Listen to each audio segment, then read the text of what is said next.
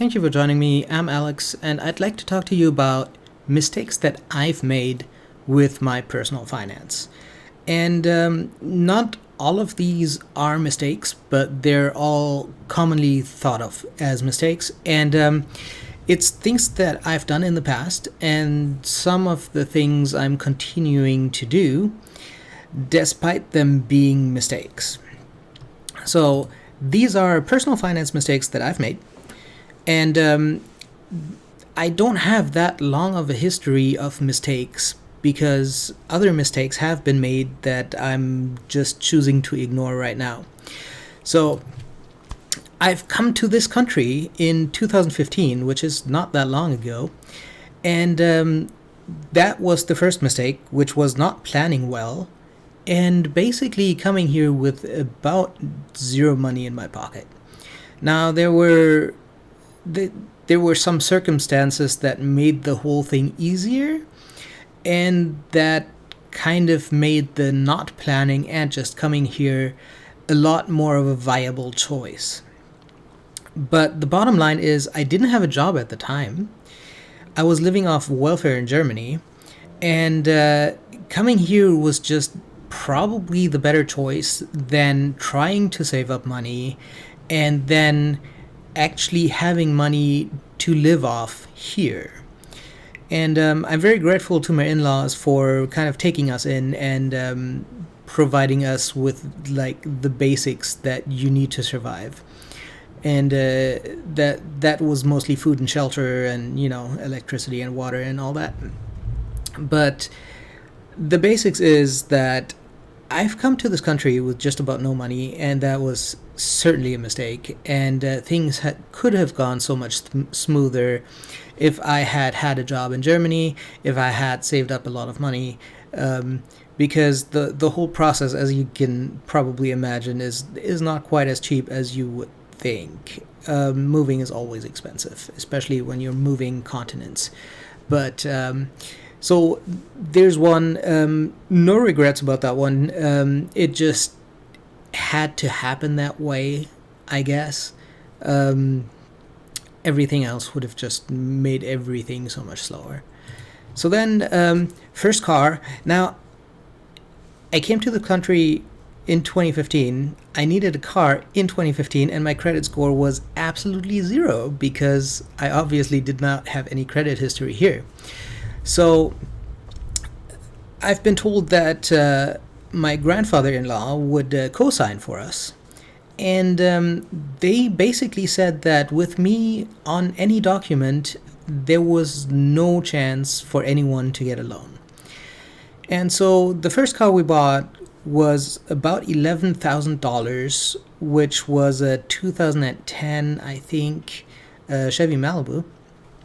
And the whole thing was that you don't need an $11,000 car. You could just go with a $4,000 car or slightly under to save the sales tax. But that was just, first of all, a terrible car. Second of all, a terrible price to pay for that terrible car. And third of all, we did not have need for a car that expensive. So had any of us been able to get a loan for a worse car, because we were told by the banks that they would not finance anything over 80,000 miles or older than 10 years or whatnot. So we should have gotten a loan from a different place that was not necessarily a car loan and just financed a way cheaper car. So then we go to the next car, which was about 2 years later. And that car was over $20,000, and we owed more on the first car than we got as a trade-in value, so it was a double mistake right there. So we should have never bought the first car. It was terrible, and the problem was living in the mountains with ice on the ground, and not sure if it's front or rear wheel drive, but I think it was front wheel drive on the Chevy. So we needed a different vehicle. We needed a four-wheel drive car, and I shouldn't have agreed to that car or anything for that price at that time. There was just no way that we should have bought that car. There wasn't really a way we could afford that car. So the second car, also a mistake, and we could have, we could have bought a four-wheel drive for 11K. There's really no reason that we couldn't have. So second car, also way too expensive, way too new, and there was really no need for that. But we needed a four-wheel drive, so I kind of agreed to it for several reasons. I had just gotten a promotion, and I thought we could buy that, but it was a terrible mistake. Then I got another promotion, and we needed to move, and I did some analysis about rent versus buy, and I decided that since we were going to stay in this area for quite a long time, that buying was the better choice. However, we didn't have the money to buy a house, and it was a hasty decision made at the wrong time with way too little money for a down payment, and we couldn't afford the house that we bought, and because of the time that we bought it, basically. So I got an FHA loan with 3.5% down, in incredible interest rate. We're paying less than 4% interest on this house. So that's obviously amazing. But the down payment was still almost $5,000. And at the time I made the down payment, I had left myself with $60 in the bank. So you can imagine that that was, again, a terrible choice because of the timing. Now, I don't regret buying this house. It's an amazing house. I don't regret getting the loan that I did. I don't regret making the down payment that I did. It's just I left myself with literally $60 in the bank account on payday. So I closed on Thursday, payday was Thursday, and I had $60 in the bank after making the down payment. So I had 2 weeks to live off $60. Thankfully, there are credit cards. Famous terrible advice. So buying a house, not necessarily a mistake because of the house, but because of the timing. So then, third car. I don't know why I'm doing this to myself. So the third car was a mistake because the second car was amazing. The second car would have lasted us another decade easily. So it was a Subaru. It was a four-wheel drive. It had a terrible gas mileage because since moving here, we did not need four-wheel drive. We did not need an SUV. And we really didn't need that car. I would have been perfectly fine with a Nissan Leaf. And so I bought a Tesla.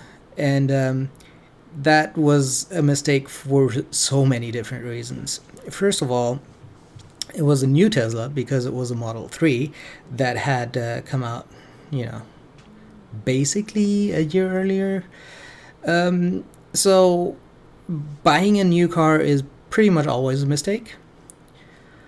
It's a car that we really can't afford. The car is worth over a third of the price of the house, which is just ridiculous. The loan on the second car was far more. It was almost twice the money that we got for the trade-in. And the whole money cash flow situation was not great at the time. So basically we can afford this car. It's just a huge mistake to buy it because it's a new car, because of the trade-in value, because of so many different other things. But it was, Elon had said that everyone who buys a car before the end of the month gets it before the end of the year, which means the full $7,500 tax credit. And I thought that that would basically make it pretty much even with the value of the car. So I thought that the tax credit would offset both the shortage in trade-in value and the taxes to be paid for tagging the car, so the sales tax. I was wrong, and I was way off. So I had to make a non-refundable down payment for the Tesla before figuring anything out about the trade-in value, about the new loan, and so the problem was that they wouldn't finance 100% of the car; they would only finance 90% of the car. So with that alone, I was $4,000 short. The second problem was the trade-in value. I had imagined I would get like $20,000. I owed $22,000. I got 14. So there's another, $8,000 that I was short. And then the tags, getting the car tagged cost another 3,000. So all in all, I figured that I would be around, $8,000 ish, with the loan covering 100% of the car, the trade-in value not being so terrible, the tags being slightly cheaper. But I made the non-refundable down payment on a credit card. So mistakes were made. A lot of mistakes were made with that car. So many mistakes were made with that car. So if you want to learn from my mistakes, first of all, don't buy a new car, which you don't have to. You can buy a used Model 3 now. Don't sell a car that can easily do for years to come. That is a huge mistake.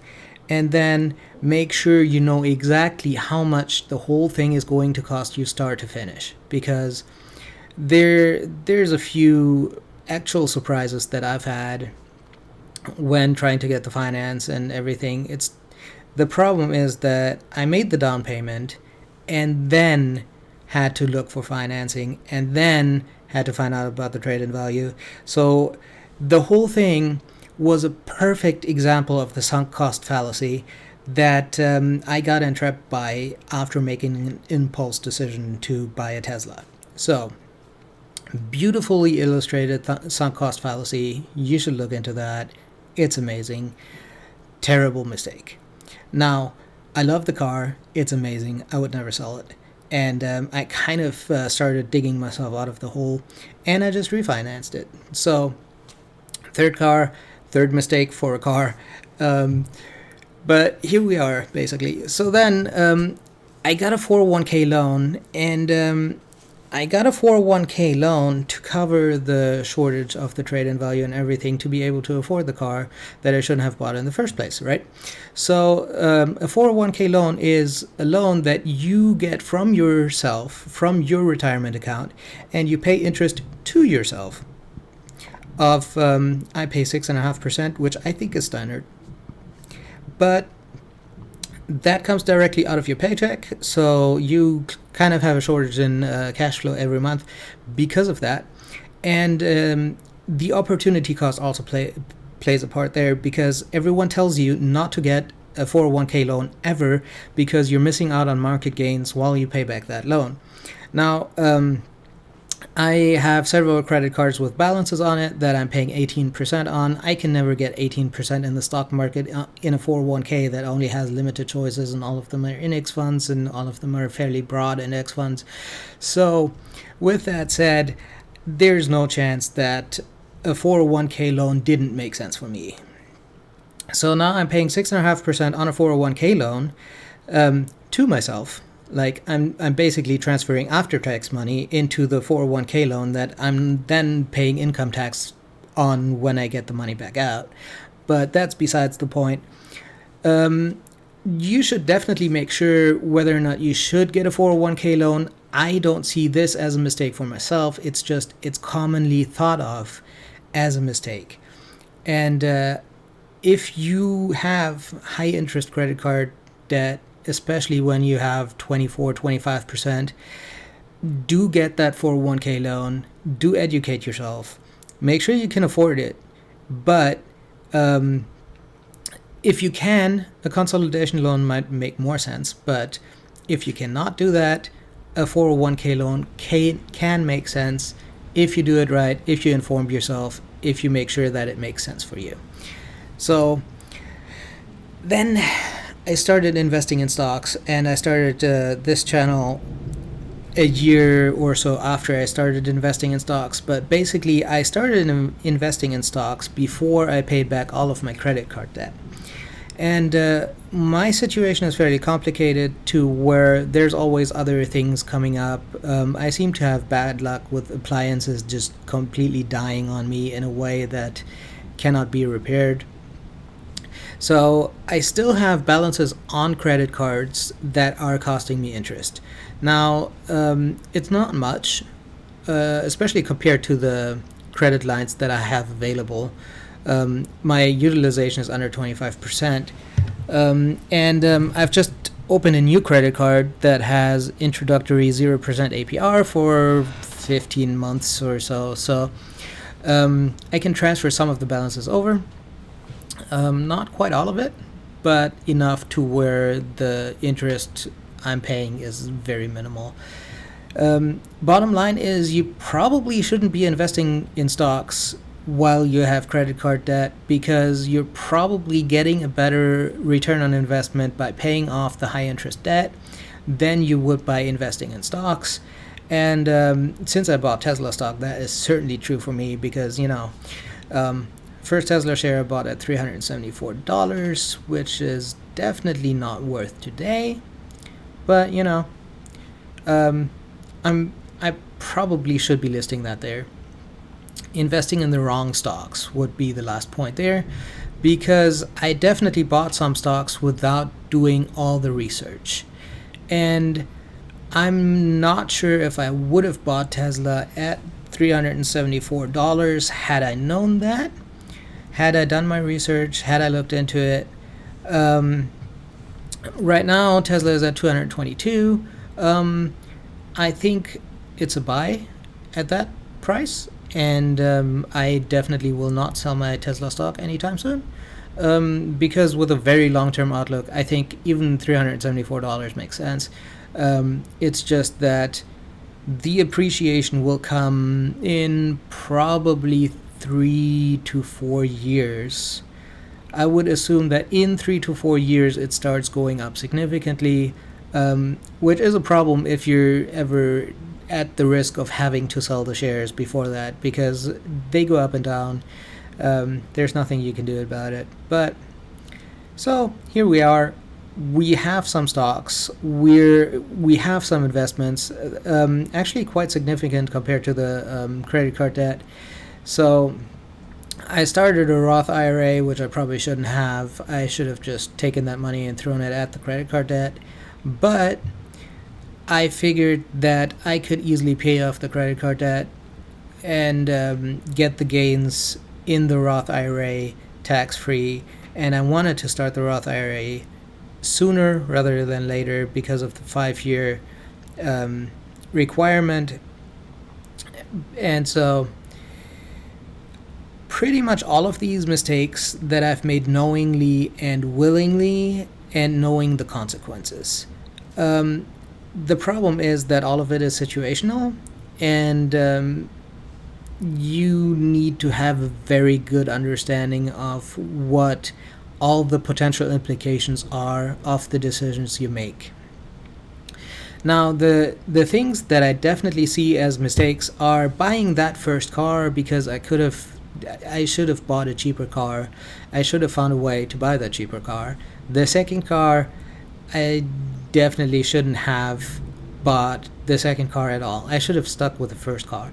Buying the second car, huge mistake. I should have maybe gotten a very cheap four-wheel drive, but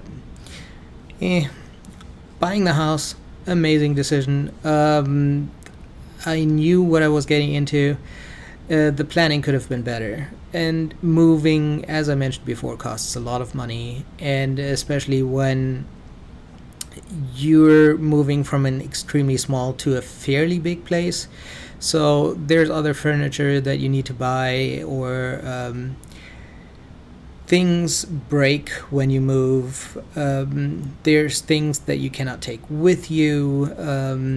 There's a whole list of things that you should make sure you're considering when you're trying to move and trying to make the decision and trying to have the finances ready for that.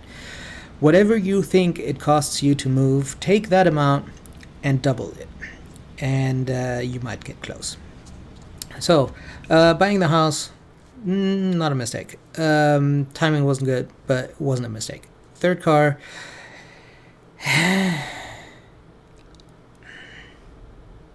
it's so much fun. Definitely a mistake. Don't ever buy a new car. It's so much fun.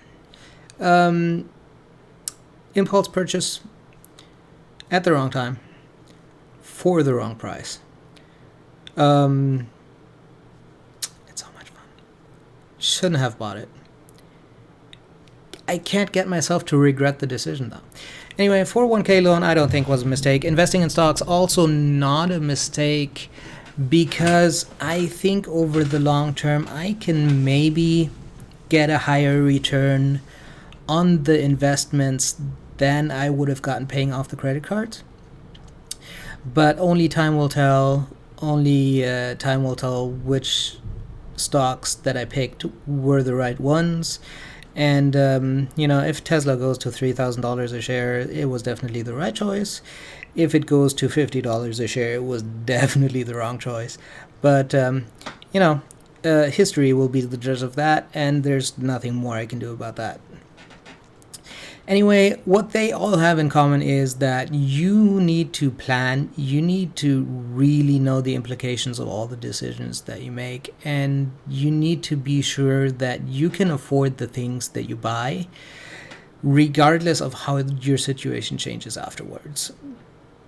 So, with that said, basically just plan better and maybe consider alternatives that you haven't thought of. So talk things over with friends and family, and maybe there's other options that you hadn't considered that would be viable and cheaper and better for you.